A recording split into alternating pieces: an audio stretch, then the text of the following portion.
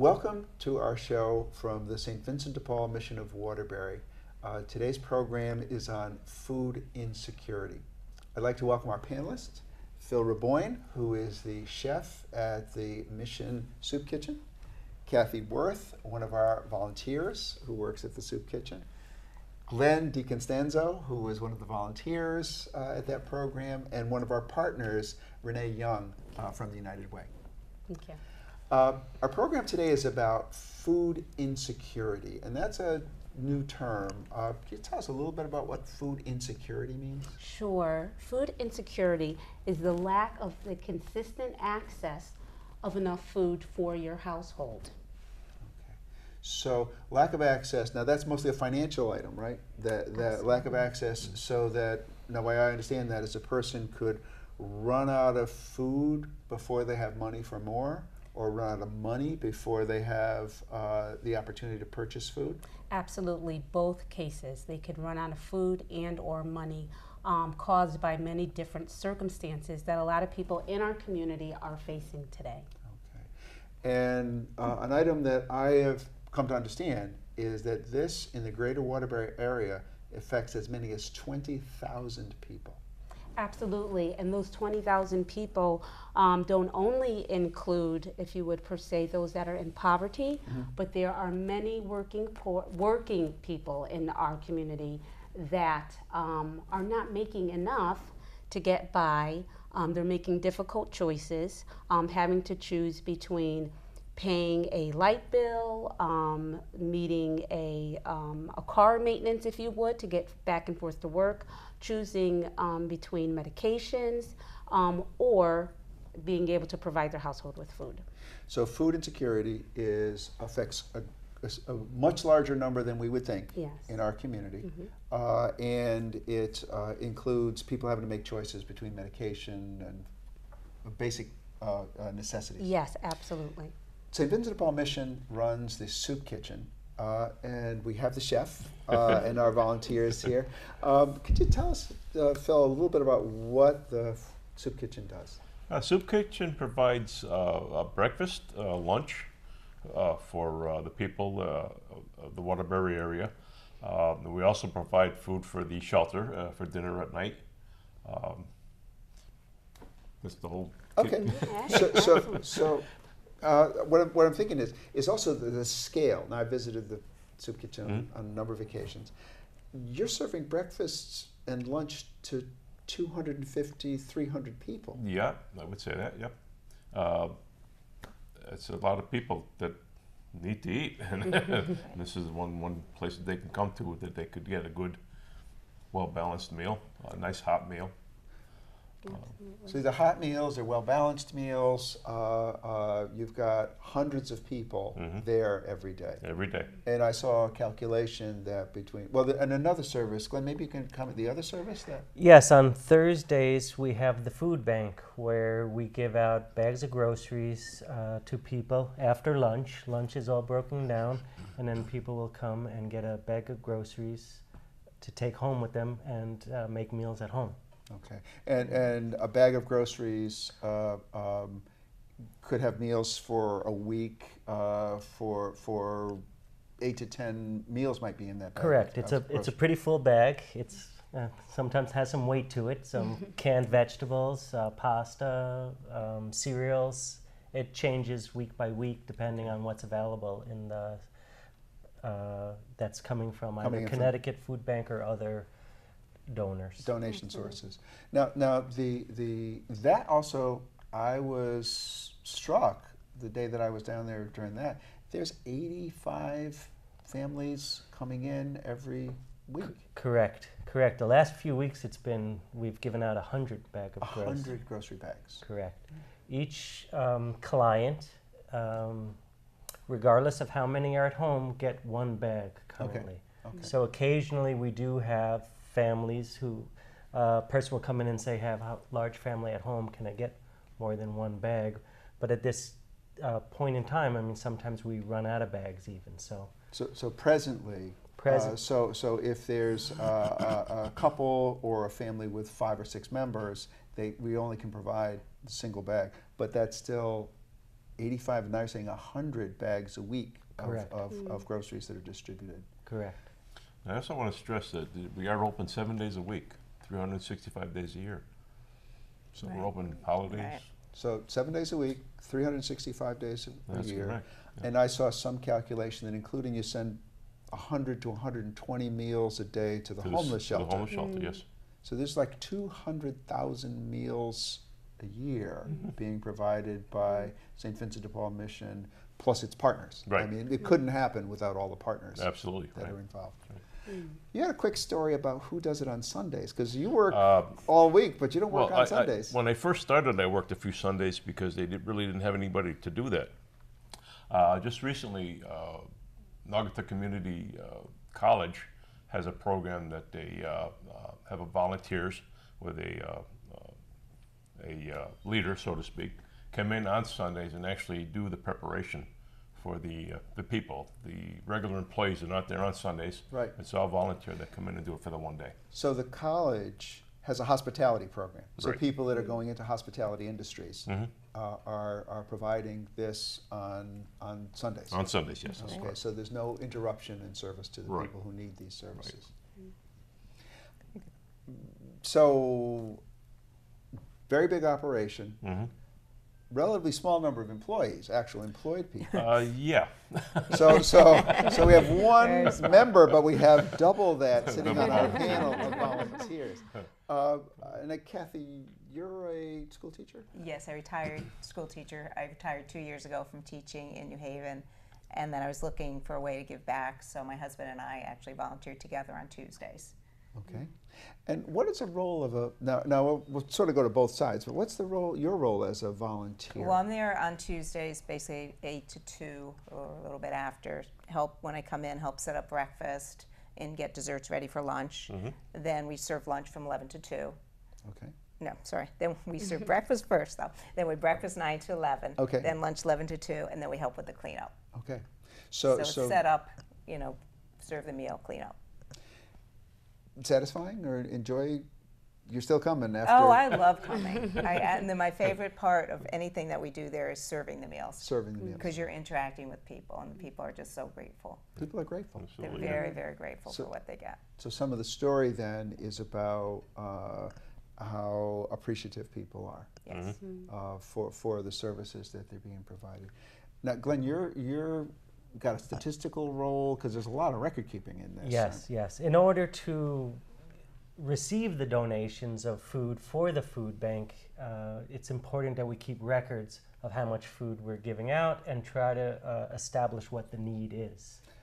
So on food day, we take all of the clients' names. I show up with my laptop and we register everyone. And I'd say every week, if I've already registered them, they can show me their ID, or a lot of times they don't need to because I recognize them, which always makes everybody feel good. But there's probably about 10 to 20 new people every single week registering. So we'll quickly register them in, and then we have a statistic of how many people in each family, and then for each bag of groceries, how many people are actually being fed by that bag of groceries.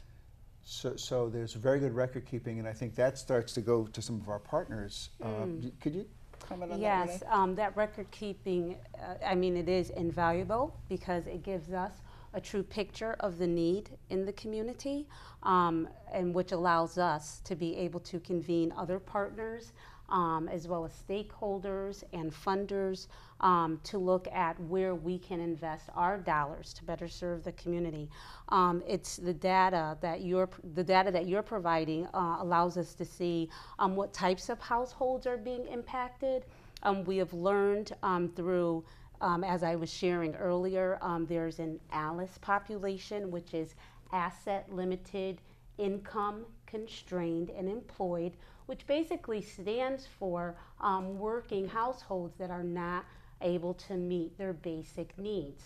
So as we get that data, we're able to see where we can drive the dollars, and to help support programs like St. Vincent de Paul, to be able to help lift barriers and help those hardworking families. So sort of the stereotype that people might imagine about a soup kitchen. I mean, there's sort of this image that people may have, but this is It's not a soup and sandwich. it's not a soup and sandwich. Right. I've eaten at the soup kitchen as a guest on different occasions, and I know that the food is really well balanced, fresh, very tasty. Thank you. It's put together, you know. And I heard that you can actually cook chicken how many ways? Oh, quite a few actually. Yeah. I'm the man of 1,000 chicken recipes. Man of 1,000 chicken recipes. So it's a place that's friendly. It's a place that's welcoming. Volunteers are engaged in the program. They care about what they do. That certainly has been my experience when I visited the soup kitchen at different times. Well, we try to make it fun. We try to make it fun. Yeah.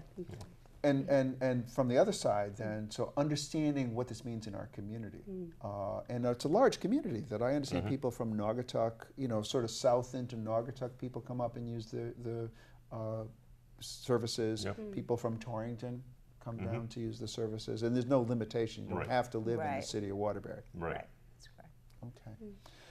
Okay.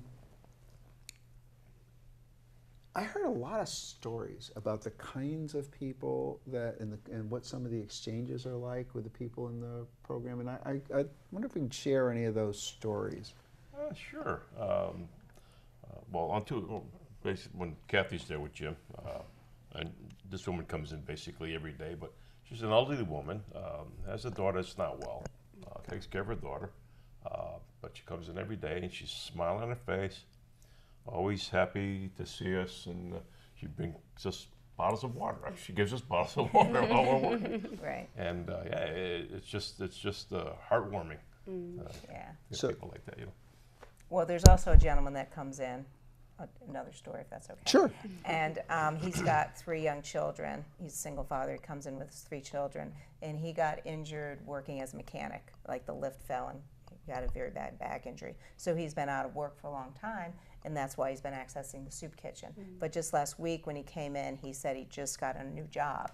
He's feeling better, and so hopefully he'll be able to, you know, move on.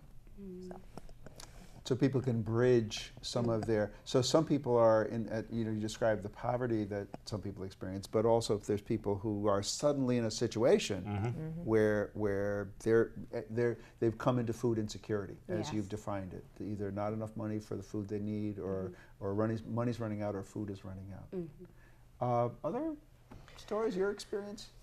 Yes, while I'm out there, you know, I set up a small desk on the floor, and I am always impressed of how helpful everyone wants to be. As soon as they see me show up with my laptop, people will take out my table and wipe it off. And so That's the guests that are doing that. Correct, Okay. the guests, the clients. But you get to know them, and even the people who are coming for the first time will see that there's a lot of chatting and it's a community setting. And so some of the people coming for the first time will even be a little bit apologetic, you know, when they see one person in front of them asking for an extra bag, and they'll be apologetic that they have to take one, but they'll talk about a sudden layoff or finding themselves in a circumstance that really could happen to anybody. And I had a woman once explain to me about after her marriage failed, she fell into some debt, and she really didn't see an end to it either. She was very nervous that it wasn't something that was temporary. So we've heard about a change in family status, a divorce, where people are suddenly in a situation where they can't supply for themselves. Somebody told me a story about a truck driver with heart disease. Is that? Oh, I don't know. Yeah, that particular gentleman came in twice, so I think everything worked out in the long run. But he was a truck driver for all his life. Just taking a guess, he's probably in his 40s, and was diagnosed with a heart condition that potentially could make you pass out. Okay. So when I heard this, and I heard the truck driving, it was something very serious. I wasn't sure how to react, and he came in a couple of times. I haven't seen him since. So he was thinking about how he could retrain himself to move into another area of employment. And I can only hope that happens successfully, since I haven't seen him now in Okay. several months. So there's turnover. Yeah. That people, some people come on hard times and then are able to move forward. Other people may be in a more static situation where a disability or other factors have affected their ability to move forward. There's also many people that come in doing odd jobs. Okay. Like you can tell they're dressed in work clothes. They come, they have lunch, and they need to leave quickly because they have to catch the bus to get to their next job. Right. So some people are working one, maybe two jobs, but still need to access the services of the soup kitchen. Absolutely. And I was just going to mention that, in employment and the status of jobs in our community, they play a huge factor, right now for households. We know the cost of living is goes up continuously, but unfortunately, the rate of pay is not going up as quickly, as the cost of living. So you do have a lot of households that are trying to balance, like you said, more than one job and they have to catch different public transportation to get to those jobs. And, just to meet your basic need of putting food on your table is another added weight. So the service that's provided through St. Vincent de Paul of being able to have that hot meal and other food pantry programs like it, it's just another helpful support to those families, to those households. So what I'm hearing then is there are several different conditions. There are people who are only employed in sort of pickup occupations, so people that are outside of construction sites and that kind of location where they're hoping for a day's work. And that's one kind of person. But also the person who's got a steady job but not enough hours to support themselves. Absolutely. Underemployed, if you would. Underemployed. Yes. So a person who normally works 30 hours a week but now is working 15 Right. can be in a situation where they're choosing food insecurity, Yes. where they have to choose between bills and feeding themselves or their family. Absolutely, and most of those jobs do not provide any type of benefits. So, I saw a couple of letters that was, I have one here. I've been going to the soup kitchen since I was 9 years old. They've helped me so much with anything I need, like food, toiletries, and supplies. Now I am 18 and I volunteer there. And I see how they help people. It's not about food and go. We are like a family, giving and helping one another, is one of the letters that the director passed on to me. very nice, yeah. And it very much is like a family. Like Phil will go out of his way if somebody is asking for, maybe they need a little extra something with the meal, a little extra, staple good to take home. Any way that they can help out, they will. Okay. It takes a whole community.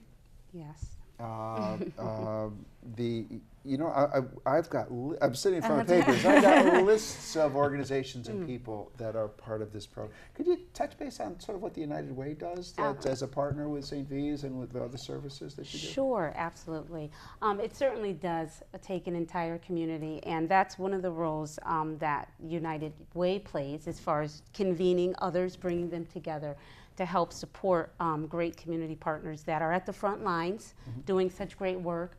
One of the initiatives that we lead is our Stock the Pantry, which is a United Way Day of Action, but we involve employers and groups in our community to run a food drive within their place of employment or among their group, and all the food that they collect is donated back to the food pantries, including St. Vincent de Paul, to help keep them stocked through the summer, to be able to serve those families when children are home from school. Absolutely.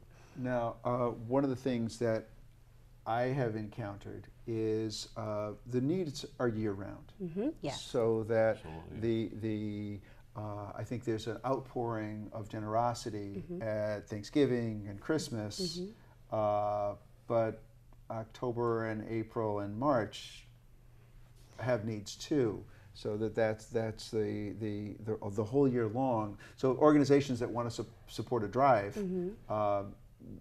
Thanksgiving and Christmas have got organizations helping them now, but the rest of the year is desperate sometimes. Yes, it is. And so that is one of the reasons why Stock the Pantry is so important to us, because it's a time, like I said, during summer months, when more of the children, they're home, they're not getting that meal, that breakfast, that lunch at school. And so it helps to keep the house pantry stocked for families at home. Okay. And children who get food there are some school programs that are open in Waterbury during the summer. Yes. That help children. Yes, with that their is nutrition. correct. Absolutely. But the number of kids that are home with families that they may be running out of food for children. And the food items that are identified for Stock the Pantry the list is created by members of the Food Resource Committee, in which St. Vincent de Paul is also a part of. So there's approximately 8 food pantries in the Waterbury area that convene at the United Way offices, and they put the wish list together, if you would, for pantry items that will be helpful, for households over the summer months. This past Stock the Pantry, we did collect over 30,000 pounds of food, and so all that went back into our local food pantries. So 30,000 pounds of food were collected and distributed. Yes. I've got lists here of the organizations that have provided either volunteers or organized drives, and I guess I'm afraid to start naming them because I'm afraid I'm going to leave somebody out. But what I have here is St. Bridget's Church, Taft School, Chase Collegiate, Westover School. Are there others that you can chime in with? I come from Sacred Heart Church in Southbury. The Boy Scouts of Southbury are here. Yeah. Okay. Mutual Security Credit Union, I know, and Thomaston Savings have been very active in this. Church of Jesus Christ of the Latter-day Saints. I go down the days that I go down there. Those are some of the young people that are participating in the programs. Right. And I go to Prince of Peace Parish, which is in Waterbury, and we make sandwiches every Saturday that are then delivered to the soup kitchen.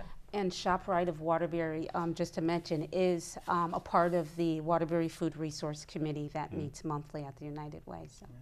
And so some of those commercial organizations, Costco, ShopRite, Stop and Shop, Big Y, Entenmann's, Panera, Olive Garden, Coca-Cola, Bizzuto's, Food Bank, Valley Food, and IGA are all participants. So this is our community. This is our Waterbury community, and a larger community participating in this program. Right, and they give, so much of that food is used for breakfast. Oh, yeah, Definitely breakfast food, pastries and then the lunch desserts and the breads and all that. And I have to mention also Connecticut Food Bank works with us as a partner too in getting the food delivered out to the food pantries and even sorting the food that's collected. So that's part of how it's going. And I forgot to mention Webster Bank. Yes, absolutely. Webster Bank is another participant. WATR also. WATR is active. So I know I'm missing people. Yes, the list goes on. But City of Waterbury makes contributions to that. I guess I want to go back to what defines food insecurity and how you encounter it in the men and women and families that we see in the program. Renee had said that food insecurity is about running out of food before you can get more, or running out of money before you can afford more food. Those are the kinds of people that are using it, and it's an extremely diverse population that requires these services. They may need them for an extended period of time, or they may need them briefly. But it's more than 20,000 people in the greater Waterbury area. I realize we're close to the end, so I want to make some of our statements here. So St. Vincent de Paul Mission of Waterbury, how you can help. You go to the St. Vincent de Paul Mission of Waterbury website to support the organization. Please like us on social media. You become aware of what's going on, the updates, the events, donation drives.